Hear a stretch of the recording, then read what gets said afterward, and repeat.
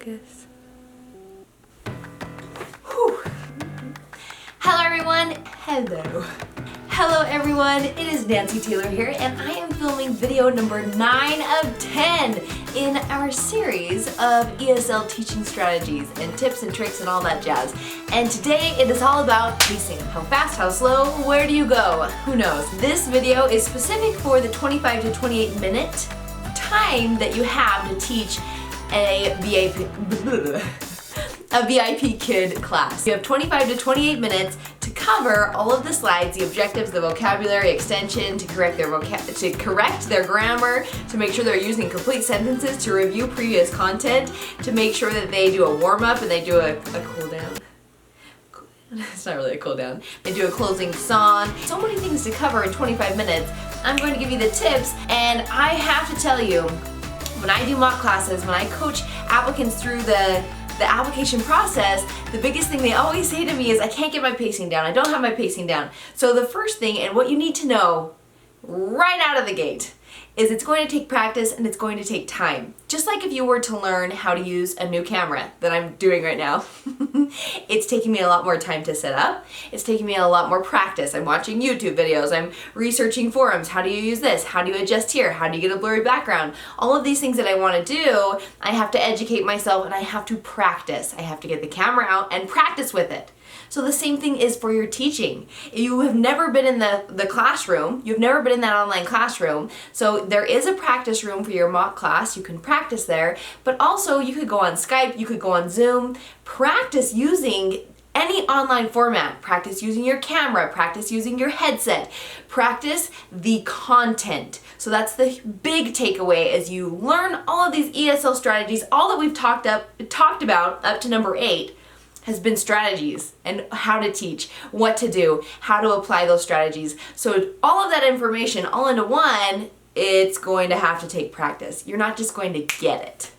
You're not just going to get it. I remind myself all the time. I'll think, oh yeah, I need to do better at this. Or I'll watch my videos and I'll think, wow, I let them get away with quite a few mistakes there, Nance, come on.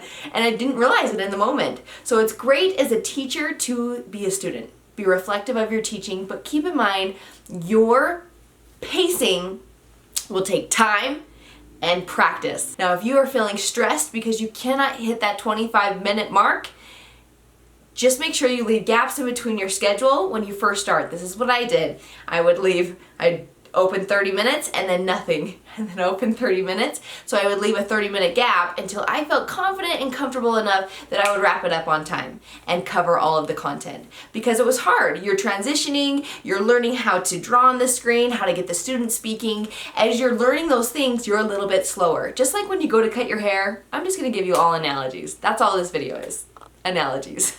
I love analogies because they stick in your brain. You go to cut your hair, it's a new person. They just learned how to cut hair. They will take forever. They will take forever.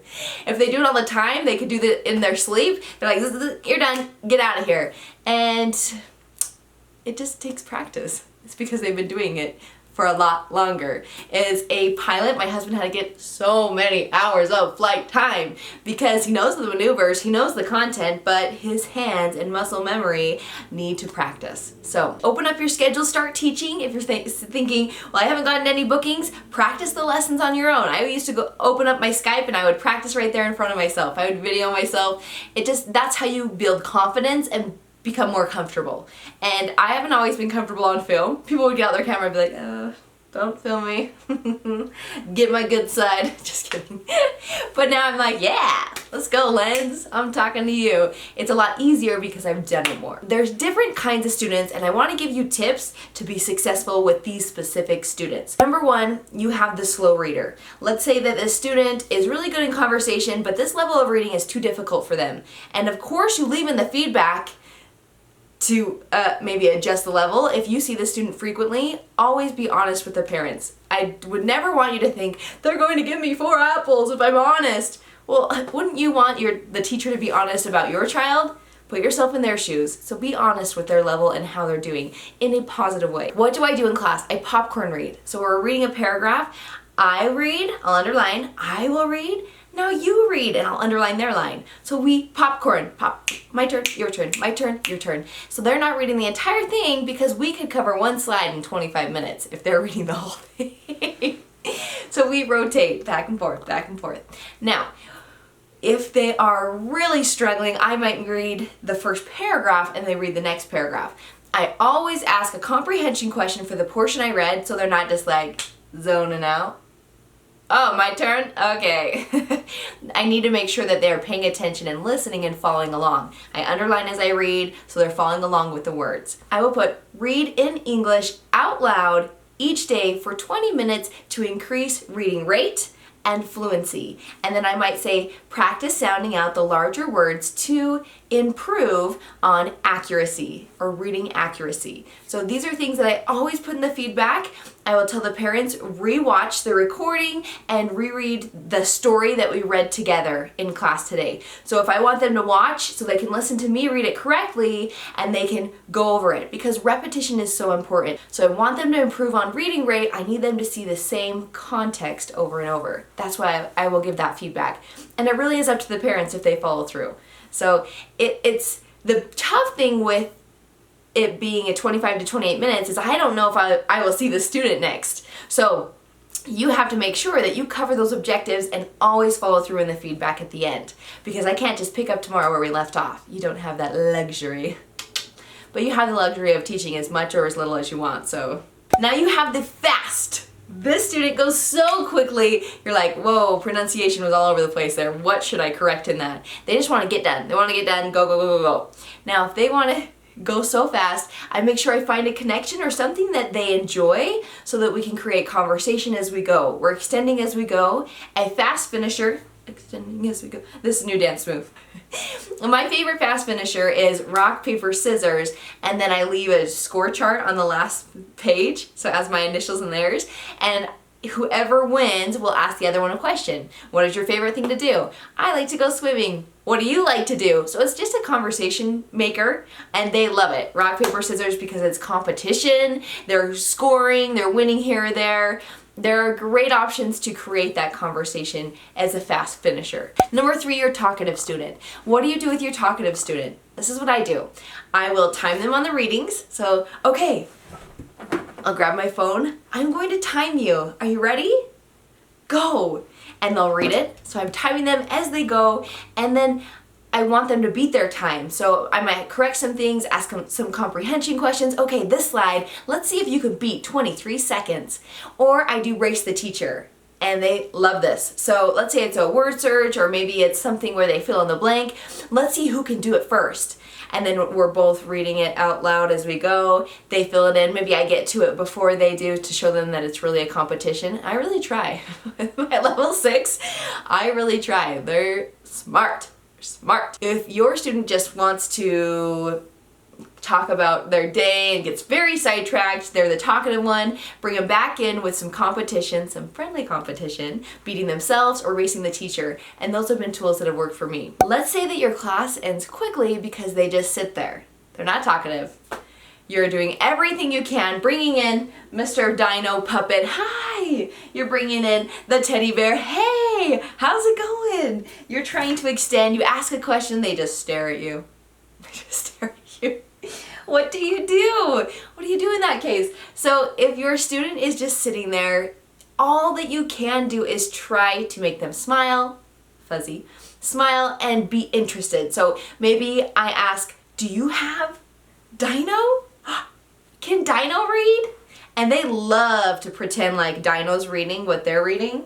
They love that. So I'll have them, most students have a Dino. If they don't, I'll just say, grab a doll. Or if it's a boy, grab a toy. A toy.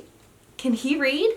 Does it work with everyone? No. Some of them will still stare at you. And it just, the tip there is find something that they connect with and they feel comfortable doing. And that will make a world of difference.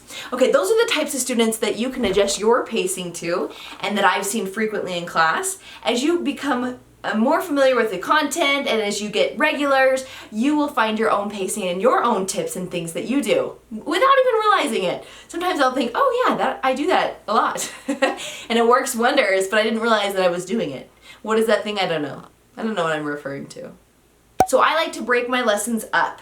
I break it up with introduction, that's your warm-up, that's your review, new content, that might be vocabulary, sentence objectives, it might be grammar, phonics, it's everything that's new. And then I break up, the end part is practice, so those are like their activity slides, they're practicing this new content, mixing it with previous content, and then the end is review and extension. So if I haven't extended throughout the lesson, this is a great opportunity to extend beyond, to use those sentence objectives in context and kind of outside of just the slide.